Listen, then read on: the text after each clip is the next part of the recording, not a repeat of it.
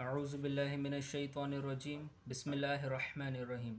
سورہ آل عمران آیت نمبر 41 میں اللہ تعالیٰ فرماتے ہیں، زکریا علیہ السلام نے عرض کیا کہ اے میرے رب، میرے لیے کوئی نشانی مقرر فرما دیجئے۔ پھر اللہ تعالیٰ نے فرمایا، تمہاری نشانی یہی ہے کہ تم لوگوں سے 3 روز تک باتیں نہ کر سکو گے باجز اشارے کے، اور اپنے رب کو با کثرت یاد کرو اور تسبیح کرو، دن ڈھلے اور صبح بھی۔ آیت نمبر 42 میں اللہ تعالیٰ فرماتے ہیں، اور جب فرشتوں نے کہا، اے مریم، بلا شبہ اللہ نے آپ کو منتخب فرمایا ہے اور پاک بنایا ہے اور دنیا جہاں کی عورتوں میں سے چنا ہے۔ آیت نمبر 43 میں اللہ تعالیٰ فرماتے ہیں، اے مریم، فرما برداری کرتے رہو اپنے رب کی اور سجدہ کیا کرو اور رکوع کیا کرو رکوع کرنے والوں کے ساتھ۔ آیت نمبر 44 میں اللہ تعالیٰ فرماتے ہیں، یہ قصہ غیب کا ہے، ہم یہ آپ کو وحی کے ذریعے بتا رہے ہیں، اور آپ ان لوگوں کے پاس نہیں تھے نہ تو اس وقت جب وہ قرآن کے طور پر اپنے اپنے کلام پانی میں ڈال رہے تھے کہ ان سب میں کون مریم کے خلافت کرے، اور نہ آپ اس وقت موجود تھے جب وہ آپس میں جھگڑ رہے تھے اور اختلاف کر رہے تھے۔ آیت نمبر 45 میں اللہ تعالیٰ فرماتے ہیں، جب فرشتوں نے کہا، اے مریم، بے شک اللہ تم کو خوشخبری دیتا ہے ایک کلمے کی جو اللہ کی طرف سے ہے، اور اس کا نام اور لقب مسیح ابن مریم یعنی عیسیٰ علیہ السلام ہوگا، جو باوقار ہوگا دنیا میں اور آخرت میں بھی، اور نیز خدا کے مقربین میں شمار ہوں گے۔ آیت نمبر 46 میں اللہ تعالیٰ فرماتے ہیں، اور وہ گہوارے میں ہی لوگوں سے کلام کریں گے اور بڑی عمر میں بھی اور شائستہ لوگوں میں شمار ہوں گے۔ آیت نمبر 46 میں اللہ تعالیٰ فرما رہے ہیں کہ عیسیٰ علیہ السلام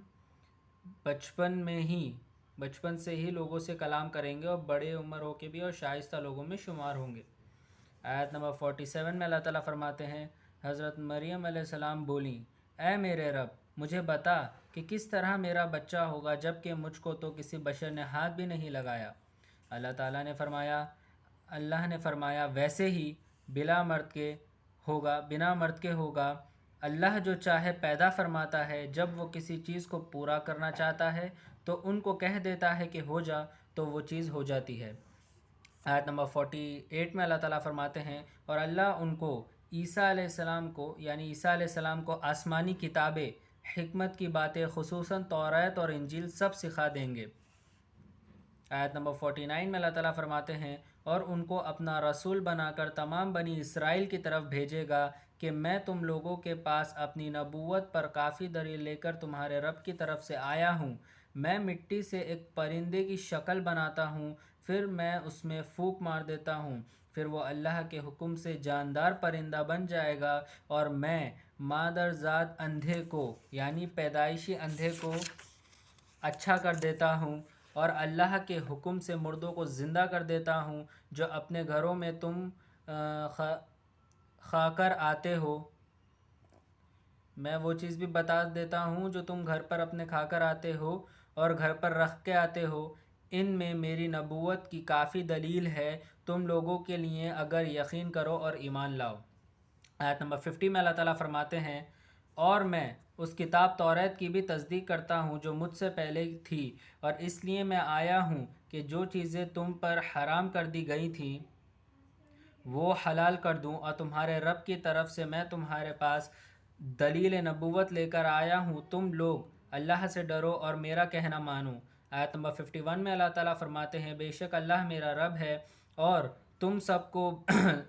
بے شک اللہ میرا رب ہے۔ عیسیٰ علیہ السلام اپنی قوم سے، بنی اسرائیل سے فرماتے ہیں، بے شک اللہ میرا رب ہے اور تم سب کا بھی رب ہے، تو تم سب اسی کی عبادت کرو، بس یہی سیدھا راستہ ہے۔ آیت نمبر 52 میں اللہ تعالیٰ فرماتے ہیں، جب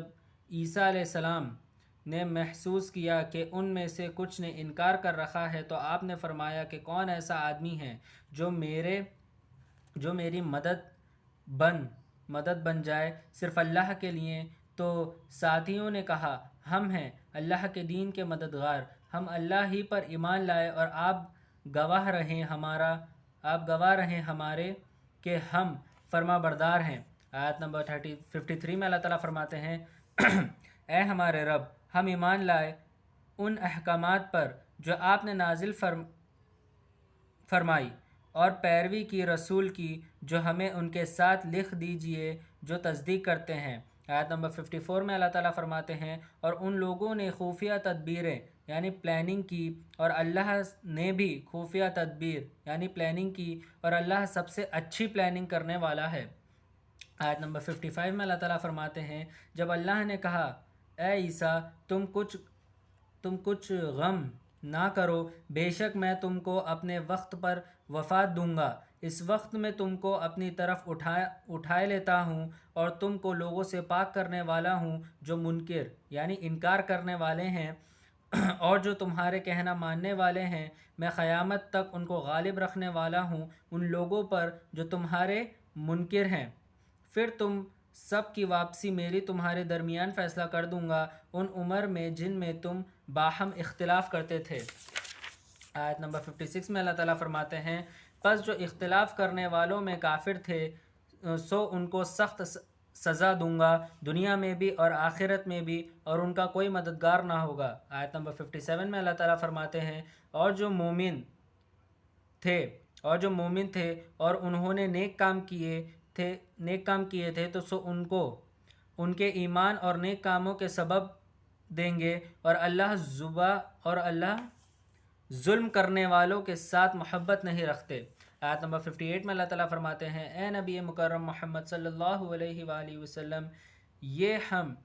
آپ کو اللہ کی آیت اور حکمتوں سے بھری ہوئی نصیحت پڑھ کر سناتے ہیں۔ آیت نمبر 59 میں اللہ تعالیٰ فرماتے ہیں بے شک عیسیٰ علیہ السلام کی مثال اللہ کے نزدیک آدم علیہ السلام کی